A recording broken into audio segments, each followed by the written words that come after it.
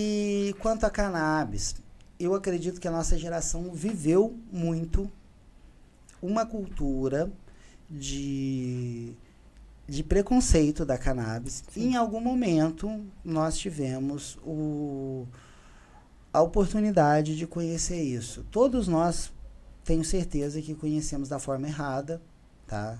De uma forma ilegal, através de uma forma que vicia. E boa parte de nós que éramos pacientes, que precisávamos nos manter na cannabis, tá? Porque assim, as pessoas, maconheiro é vagabundo, maconheiro é safado. Gente, eu nunca fui vagabundo, não. Eu sempre quis dar orgulho pros meus pais. Pra mim foi muito duro eu sair e me afastar da minha família para não ser julgado, porque toda hora que eu tava desesperado, a cannabis era a única coisa que me dava um conforto e eu não sabia por quê. Então, assim, para mim estigma, né? e para mim foi difícil, porque a gente se marginaliza, a gente vai mudar para uma cidade, para um lugar onde as pessoas fumam, onde isso é aceito culturalmente, e a gente acaba se envolvendo com pessoas que aceitem nosso vício. Daqui a pouco a gente não pode fazer uma viagem de 12 horas de ônibus sem, sei lá, tentar fumar daqui a pouco você está num lugar que é completamente proibido e você está fazendo algo que é ilegal e você já é um adulto, entendeu? Como que você se vê como um adulto dentro dessa sociedade onde isso era proibido e toda vez você se sentiu um pouco culpado e um pouco errado? Como eu disse, a gente é essencialmente bom. Aí a gente acaba se convencendo que isso é certo. Aí você vai lá olhar a cultura indiana, alimento de Shiva, isso, aquilo outro, e a gente começa a se justificar. Não, mas eu sinto bem usando cannabis. No caso, naquela época, fumando maconha, né? Enfim, né? Eu me sinto bem, assim, e, poxa, eu sinto que não é errado se sentir bem, mas eu sinto que tem algo errado em ser dependente de algo. E aí, eu conversando com o professor Gilberto, o Gilberto falou assim, não, cannabis não vicia, em forma de óleo, em forma de remédio não vicia. Cannabis é um ótimo medicamento. Quem vicia em cannabis é uma pequena parcela da população e provavelmente essa pequena parcela da população precisa disso medicinalmente, usa instintivamente. Então, dentro de tudo que a gente sofreu pela proibição da cannabis, agora que a cannabis está sendo liberado como um remédio e a gente vai começar a cada vez ter mais acessos a medicamentos à base de cannabis, vocês como mães, vocês provavelmente já tiveram alguma experiência com cannabis, não como mães, mas vocês já tiveram alguma experiência com medicação, com outra coisa. Vocês sabem que o potencial desse medicamento é o que diz, né? O grande astro da medicina do século XXI é a cannabis, né? Sim. Vocês sabem que a gente tem um potencial muito grande para esse medicamento. Vocês como mães, vocês acreditam que essa cannabis precisa ser regulamentada de forma agressiva a ser vendido apenas na farmácia? Vocês acreditam que se isso for vendido apenas na farmácia, pode ter um potencial de um remédio popular ou deve ser considerado ainda um remédio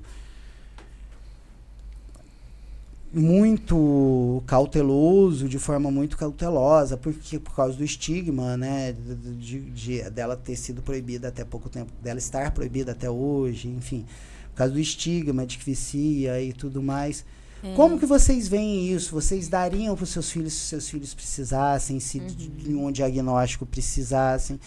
Vocês acreditam que dentro de uma sociedade o ser humano tem direito de fumar, mas não deve, ou deve fumar mesmo para dar um alívio? Como que é a visão de vocês? Eu queria entender como que as pessoas da nossa idade estão vendo essa coisa. Eu queria... Não, Giovana, dois pontos assim que eu anotei que para mim são bem importantes para desenrolar, né? A questão do vício, né? O que é o vício, né? Então, entender de fato o que é um vício, que não necessariamente ele precisa estar atrelado a alguma substância, né? Existem algumas linhas que vão entender bom o quando que a é pessoa vício. amplia a visão, né? Mudando. O vício, ele pode, por exemplo, existem os estudos que vão entender o que é o vício. Então, a gente, por exemplo, vou citar um estudo que fala dos ratos, né? Os ratos são seres que a gente usa muito para esse tipo de estudo do comportamento humano também, assim, a gente, né, extrapola, porque eles são seres sociáveis também como a gente, são mamíferos, né? Tem muitas coisas ali que a gente pode aproximar e tentar fazer links. Então, um primeiro estudo que diz que as drogas viciam, eles colocavam os ratinhos com água, a droga e comida, sozinhos, cada um no seu quadradinho. E ali foi constatado que droga vicia. Eu acho que o que foi usado nesse estudo era algo, tipo um analgésico, né? Uhum. Tá, uma coisa. E aí uma pessoa percebeu que aquilo, poxa, são seres coletivos, né? Será que não tá faltando algo ali pra gente nessa conta, né? Se a gente colocar um ser humano numa solitária, ele e tiver acesso a algo que pode dar prazer pra ele, é um pouco lógico que ele vai buscar esse prazer, né? Então esse vício vai aflorar. E aí, quando coloca os ratinhos num outro ambiente, que aí é tipo assim, uma ratolândia, onde eles têm convivência com outros ratinhos, ele tem direito a até comida, até água. Domingo no Play. Domingo no Play. Ali, você vê que nem todos vão se viciar, né? Na verdade, uma parcela... Provavelmente quem vai se viciar é quem precisa. Ou assim, às vezes existem fragilidades que a gente pode considerar assim, que a pessoa, né, vai ter um comportamento que desregula, né? Que vai prejudicá-la. O vício, eu acho que vem de um comportamento que prejudica. Então, às vezes, o vício, ele não necessariamente está atrelado a uma substância. Inclusive, quando você tira a substância da pessoa, o comportamento dela permanece, né? Então, você precisa tratar aquele ser humano de forma integral, né? Tem estudos que aí, bom, a gente vai falando de ser humano, né? Os combatentes de guerra, né? Viciados em analgésicos, eu não vou lembrar agora um nome. Agora tá vindo uns nomes que eu sei que não são. Primeira Guerra Mundial foi morfina. Isso, morfina, exatamente. E o que explica uma das drogas altamente viciantes, quando as pessoas voltam para suas casas, para os seus ambientes de maior equilíbrio, aquele vício não existir mais, aquela necessidade, né? O vício, quando a gente fala de vício, a gente fala de uma coisa... De uma falta avassaladora? É uma coisa muito profunda. Por que isso passa, né? Então... Mas passou? Passou.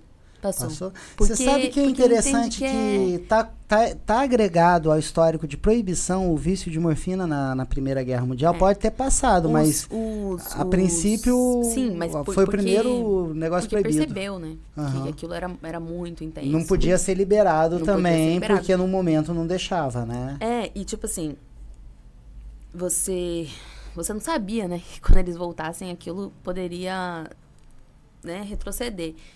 E, assim, vão ter as pessoas que têm maior sensibilidade e que mesmo num ambiente equilibrado... E se aquele ambiente que, teoricamente, é equilibrado, a família não for equilibrado, né? Uhum. Então, é muito individual. Então, queria trazer essa reflexão do vício. O que é o vício? Como é que a gente... O que a gente vai classificar como vício, né? E aí também tem essa questão do medicamento, né? Uma pessoa que precisa fazer um uso de um medicamento de pressão alta, ela é viciada? Não é, né? Ela precisa daquilo para se regular. Eu fico até com medo de falar agora, porque a Giovana, ela está fazendo psicologia, está quase formada, né? Então, você vê a propriedade que ela falou, a gente fica com medo de prosseguir. Não, bastante rica. Quer complementar? Bastante rica a reflexão da Giovana. Uhum. Eu, assim, só complementaria do ponto de vista legal. Eu acho uma pretensão absurda o ser humano dizer que planta pode existir e não pode existir. Não, isso... Uma vez que o ser humano, ele é algo posterior, né? A existência da vida, do reino, da flora e da fauna e animal. Mas e tudo. como... Acho uma pretensão absurda, porque é uma forma de você dizer quem vai fazer uso e quem não vai fazer... E você acaba saindo na frente nessa corrida e aquilo ali se transforma num commodity, entendeu? Aquilo ali se transforma num produto depois. E aquilo ali se transforma numa via de mais opressão e de enriquecimento de um grupo, em detrimento da saúde e da vida de outro grupo. Porque a gente tem hoje uma guerra às drogas. A gente tem pessoas que morrem todos os dias nas comunidades, envolvidas ou não com o que a gente está falando aqui, com maconha, ou cocaína, ou crack, o que for. Existe um sistema de manejo, porque a gente fala de drogas e a gente está falando de saúde, a gente está falando de saúde mental, de saúde física, de olhar para o ser humano de uma forma completa e individual. A gente não falou que cada ser humano é único, a gente precisa olhar para cada ser humano de maneira muito compreensiva, né? E analítica, e entendendo que aquela pessoa ali, ela não é igual a nenhuma outra, que nenhum estudo pode ser... conclusivo para aquele ser humano em específico, né? Justamente, porque ela é uma obra inacabada, como a gente falou aqui, então está passando por processos e o corpo ele tem uma memória, entendeu? Então, assim, tudo passa pelo corpo, só o ser humano, de modo individual, vai poder dizer o que ele sente, o que ele sofre, o que ele vivencia na experiência dele.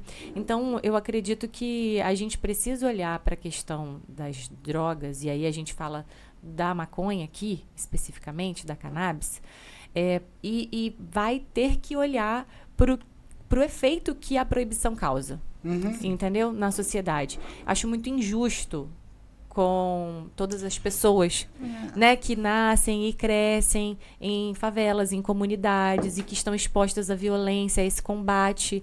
É um combate que exclui o ser humano, entendeu? A escuta desse ser humano. Eu já nem acredito mais que a cannabis vai se manter proibida. Tá? Eu acredito que é uma questão de tempo, que os países que liberaram perceberam que é melhor liberar e começar a taxar e ganhar com isso do que ficar comprando remédio caro do Canadá. E, enfim, a gente mais... Nessa pauta, desculpa, meu amigo, mas eu penso que nessa pauta a gente tem a possibilidade de fazer justiça social. Sim. Se é nos morros e na favela que as pessoas mais morrem por conta desse motivo, então tem que ser lá produzido, lá fabricado, lá distribuído. E aí a gente faz um equilíbrio, entendeu? Porque quem tá perdendo é essa galera. Então a gente tem que plantar lá, a gente tem que estudar lá, a gente tem que manejar lá e a gente tem que devolver para aquela galera lá, entendeu? Mas assim, o problema, ou melhor, transformando o problema em solução, porque essa é a proposta que a gente está fazendo aqui. Mas assim, seria uma solução que a gente conseguisse praticar. E como é uma coisa de nível federal, o que nós hoje, como pais, podemos fazer, assumindo que a cannabis ela está seguindo os passos para se liberar. Hoje, quem buscou a documentação legal e procurou um médico, conseguiu achar uma relação entre o uso da cannabis com uma doença que tem, ou seja, ansiedade, qualquer patologia, hoje essa pessoa já pode usar dentro da lei a cannabis e tal. Então, a gente acredita... é a solução para muitos problemas. A gente acredita que dentro do que você está falando, Raíza, a primeira parcela da população que tem um pouco mais de dinheiro, hoje já tem um acesso a cannabis legal. Lá dentro da favela, como você disse, a gente ainda não tem. Mas um dia a gente vai ter. Tá?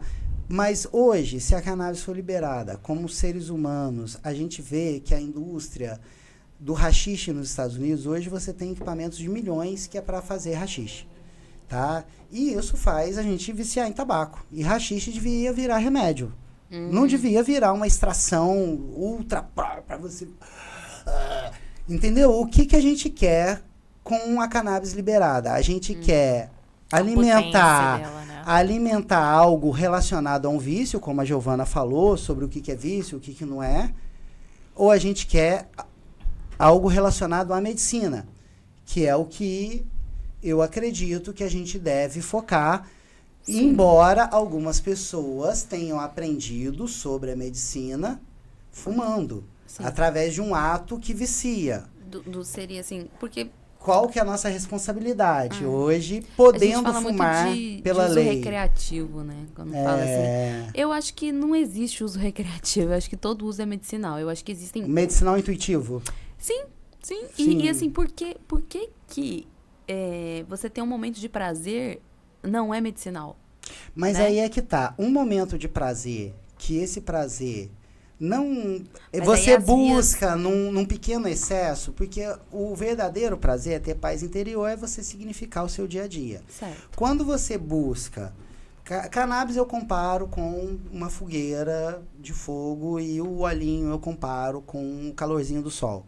Você não fica tão aquecido quanto na fogueira, mas você não precisa. Você precisa daquele calorzinho do sol para você manter o seu dia aquecido e fazer tudo o que você precisa. Quando você para fazer uma fogueira, você para o seu tempo, para a sua energia, vai lá, faz a fogueira, fica curtindo a fogueira e você não pode trabalhar enquanto está fazendo a fogueira. Mas o sol...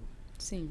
O sol, ele tá trabalhando, você trabalha o dia inteiro com o sol. E o Gilberto falou que quem usa cannabis de forma de óleo não vicia e que a melhor maneira de combater essa... Porque assim, a gente começa a acreditar que é certo fumar e agora que tá liberado, eu tendo a achar que a gente pode virar uma indústria de haxixe, que a cobiça e a ganância vai, né? vão ganhar. E aí, o que está em jogo? A nossa saúde, a saúde dos nossos filhos. Você lembra? Fazer um trabalho de redução de danos, né? Eu tô querendo fazer um trabalho seguinte. Quando a gente vai se analisar como criança, você lembra? Quando eu era criança, meus pais tentaram parar de fumar. Meus pais pararam de fumar. Meus pais venceram o cigarro. Eu fiz o meu pai parar de fumar. Eu cresci com uma impressão de que cigarro era algo ruim que eu não deveria experimentar. Eu também. E aí, eu mudei essa impressão com a cannabis, porque a cannabis é de Deus, eu me sinto bem. E aí, em algum momento, eu experimentei haxixe. E para sentir o gostinho bom do haxixe, é com tabaco. E aí, eu me viciei em tabaco. Aí eu falei, dei 2 passos para trás. Caí na minha própria armadilha. Haxixe talvez não seja uma coisa de Deus, como eu achei. E aí, e aí a gente se pega na frente dos nossos inimigos, que são nossos parentes, e fala assim, nossa, a vida inteira esse cara me ajudou, a vida inteira fumar maconha me ajudou. Como que eu tenho que enfrentar este problema e ver isso como alguém que está me prejudicando hoje na fase que eu estou como ser humano? Essa autoanálise que eu quero que nós, seres humanos adultos, que uma vez viram o vício de cannabis como um amigo, agora que você está aqui e que aqui precisa mandar o homem e não o bicho. Aqui não é um minotauro. O que a gente vai fazer, gente? Essa sua análise do sol e da fogueira me trouxe assim uma reflexão interessante, porque, como você falou... Se quiser encerrar, você pode falar que a gente se adianta aqui, tá? Quando você falou você relembrou, né, que Xavier, ele cresceu num ambiente onde a cannabis, ela é considerada ali mais uma ferramenta, né, de culto, né?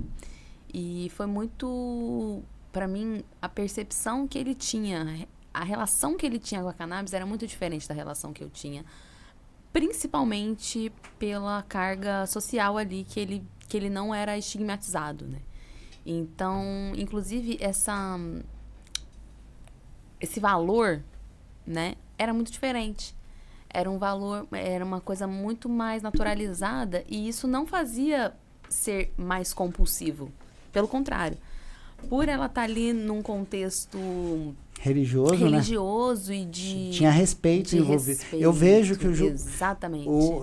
Eu vejo que as pessoas que usam cannabis de forma religiosa, elas usam de forma muito respeitosa também, muito né? Diferente. E eu acho que isso tem a ver com essa coisa de assim naturalizar e poder ter uma intimidade com aquilo de forma outra, que a gente que viveu, né, todo o tempo da nossa vida numa sociedade onde a gente é estigmatizado e tudo mais, isso causa camadas de bloqueio para ter essa intimidade menos tóxica, assim. Mas você não acha que esse estigma... E, bom, só pra finalizar, Sim. você falou da fogueira e do calor do sol, me veio muito, assim, algumas pessoas dentro do Santo Daime, elas só fazem o uso da cannabis dentro do ritual, como algo sagrado, como o momento da fogueira, onde ela tá ali, usando aquela fumaça, enfim, para se purificar, enfim, é muito pontual, né? Pode ser, na minha percepção, que isso pode ser uma saída para entender essa relação, né? E diminuir, assim, ressignificar de fato essa relação literalmente com a fumaça, né? Com o cigarro de maconha. Eu acho que é exatamente isso. Eu acho que a gente não teve outra opção. Quando a gente aprendeu a usar maconha, né? Eu não vou chamar de cannabis, porque quando a gente aprendeu, aquilo lá não podia ser considerado sei lá, apesar de ser um remédio, ainda era algo muito mal, com pouco carinho, né? Sim. E a proibição trata isso, de pouco carinho para sua medicação. Se esconder, né? Exatamente. Então, assim, hoje eu entendo assim que ressignificar a cannabis é importante, porque a gente aprendeu a usar cannabis de forma errada, né? E eventualmente a gente foi vítima de uma proibição. Eu percebo que se eu quando criança tivesse aprendido a usar cannabis como óleo, eu provavelmente acreditaria que eu poderia ter feito uma faculdade naquela época. Hoje eu não tenho vontade de entrar num curso universitário, porque eu descobri agora que eu posso ler livros, eu tô lendo por semana e vários. Então, estou curtindo muito o autoconhecimento. Então, é isso, gente. Eu queria só botar esse momento para a gente pensar e refletir sobre, já que a gente justificou certo o uso de cannabis da forma que a gente aprendeu, vamos voltar a pensar sobre esse assunto? Vamos lembrar o quanto foi importante nossos pais pararem de fumar quando nós éramos crianças e a importância que a gente pode causar para a próxima geração? Entendeu? A responsabilidade da gente não ceder a toda a vontade de uma indústria que deseja trabalhar com o nosso vício, e a gente perceber que trabalhar com vício não é uma coisa legal. A gente já aprendeu com cigarro, a gente já aprendeu com outras coisas, né? Sim. Poxa, vamos mostrar pra nossa geração, que nós temos o potencial que nossos pais nos deixaram de parar com o vício, que eles sempre cultivaram com muito carinho, tá? Hoje a nossa missão, hoje o nosso presente está nisso, tá? Hoje o nosso significado também está nisso, então eu gostaria de deixar essa ideia para vocês, tá? Hoje a gente até já extrapolou um pouco o tempo, mas eu vou deixar um minutinho para cada uma de vocês fazer a consideração final de vocês, e a gente vai encerrar o programa com essa pergunta. Quero muito continuar esse papo com o Xavier e com o André, que são os respectivos maridos. Tá? A semana que vem a gente pretende falar do papel do homem dentro dessa sociedade platônica, dentro da família, e o que nós, homens, podemos fazer para que nossos filhos tenham em nós um bom exemplo. Tá? Por favor, eu gostaria muito de ouvir vocês. Amei o papo. Muito bom. Eu acho que eu não muito interrompi vocês tanto. Dessa vez estou aprendendo, amigas. Sim. Viu? Habilidades. Eu vou trazer o Gilberto aqui de novo. Estou em débito com ele, viu? Gilberto, volta. Volta, Gilberto. vai voltar se Deus quiser. Por favor, Raíza. Então, quero agradecer a audiência por ter acompanhado esse bate-papo com a gente. Foi muito enriquecedor. Para mim, um privilégio poder estar aqui. Agradeço imagina. mais uma vez o convite, a companhia da Giovana. Esse bate-papo, Tomás, ele é urgente, necessário. Vamos sair daqui e travar essa conversa com outras pessoas. Sim. Né? E recomendo que as pessoas também façam o mesmo, né? Levem essas ideias para outras pessoas, para que a gente possa povoar os pensamentos com soluções, com alternativas, porque só contemplar o que está posto gosto realmente não é algo intrínseco do E- ser humano. A e gente está aqui aprov- para É. criar, inovar, e é isso que eu quero que a E gente possa deixar um incentivar. mundo melhor para o Raul e para o Yuri, né? Justamente. Eu concordo com você que a gente tem que deixar, assim, elevar a nossa humanidade, dar um salto. Então, até a minha disposição para esse cargo político é em razão disso, sabe? Eu quero poder me orgulhar quando eu chegar na idade da minha avó e me tornar uma velhinha sábia, das atitudes, das decisões que eu tomei enquanto eu estou aqui vivendo essa vida, né? Tendo a oportunidade de vivê-la. Eu considero que eu fui um grande esbarrão da vida, né? O encontro do meu pai com a minha mãe Nada, num evento Você foi importantíssimo. projetada no coração de Deus. Não, com certeza, com certeza. Mas assim, tal qual a nossa sociedade idealiza, né, uma vida, eu realmente passei bem longe disso. Então, assim, eu tenho que aproveitar o privilégio e a sorte, a graça que é estar aqui e agora. Então, é isso que eu sempre faço de reflexão pessoal para sair da caverna. Então, assim, o que eu, Raíza, vou fazer? Qual passo que eu vou dar em direção à luz? No sentido de agregar a vida, né? Já que eu estou vivendo a vida. Então, eu espero que todos vocês possam fazer também essa reflexão, né?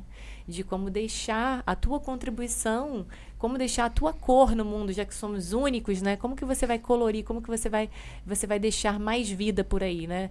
Sendo responsável pelas suas próprias atitudes, né? Se encontrando no seu lugar, no papel que você desempenha hoje. Então, eu espero que esse movimento possa ser avassalador, que possa contagiar outras pessoas, porque assim a gente consegue viver de uma forma mais autêntica, assim a gente consegue viver realmente, né, com prazer naquilo que se faz.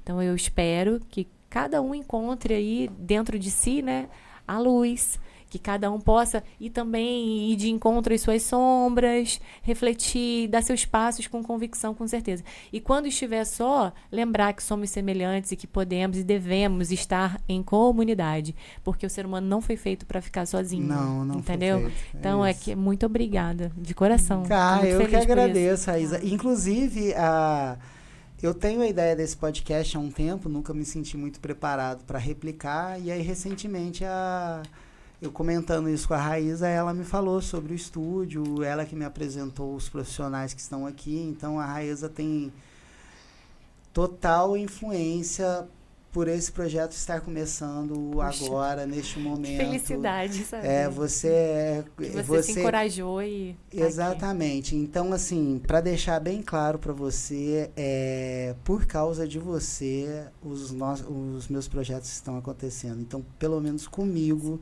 você fez muito como seu papel como ser humano, tá? Então, muito gratidão. obrigado. Meu coração vai quentinho pra casa. Obrigada, Eu amigo. amo muito Sucesso essa ao podcast. família. Sucesso, que você Obrigado. possa ter muitas conversas produtivas aqui no entorno dessa mesa, com essa equipe. Valeu. Que seja um programa... Já é um programa de muito sucesso. Eu estou muito feliz e maravilha, grata que maravilha. por essa iniciativa Isso tua. aí. Parabéns. Obrigado. E a Giovana, a princípio a gente ia falar de vereador e de tal, e aí a Juliana, que é a minha produção técnica aqui, comentou, Raíza Beiro veio aqui com o neném, gente, que show, eu sou mãe também, nossa, admirei. Aí eu falei assim, gente, é isso, não é advogada, não é estar candidata, é mãe. E é mãe de um menino de 2 filhos. Esse final de semana a gente estava fazendo uma social em casa, a Giovana estava lá. Eu falei, tudo a ver, a Giovana tem que participar. Olha, eu te agradeço por ter me Giovana, apresentado a Giovana. Aí a Giovana veio aqui, foi quando surgiu a ideia do terceiro convidado, seu casal de maridos. Que legal. Então, Giovana, por favor, suas considerações finais, querida. Queria agradecer bastante assim, a oportunidade. Eu tenho sentido essa chamado, né? De me colocar no mundo, assim, parar de me esconder. Eu falo que eu não quero estar, assim, destaque, não é isso, não. Mas, assim, parar de me esconder, colocar as minhas ideias, assim, para circular. Até essa semana, ouvindo um pouco a Lúcia, a Helena, ela falando disso, né? Das ideias verdadeiras e quanto é importante a gente realmente se colocar no mundo, né? Colocar essas coisas pra fora, assim, porque as pessoas se inspiram, né? A gente às vezes fica com medo, com vergonha, com várias camadas, assim, do eu, né? Do ego. E que, assim, a gente vai deixando de ajudar pessoas, né? Inspirar. E que não é sobre você, né? Um pouco assim, é sobre o outro. É você se colocar no mundo porque você pode inspirar outras pessoas, pode... É o quê? Não pergunte o que o seu país pode fazer por você. Pergunte o que você pode fazer pelo seu país. Então, não pergunte o que a humanidade pode fazer por você. Pergunte o que você pode fazer pela humanidade. É bem nesse Parafusiano JFK, não foi? É JFK, se eu não me engano, essa frase.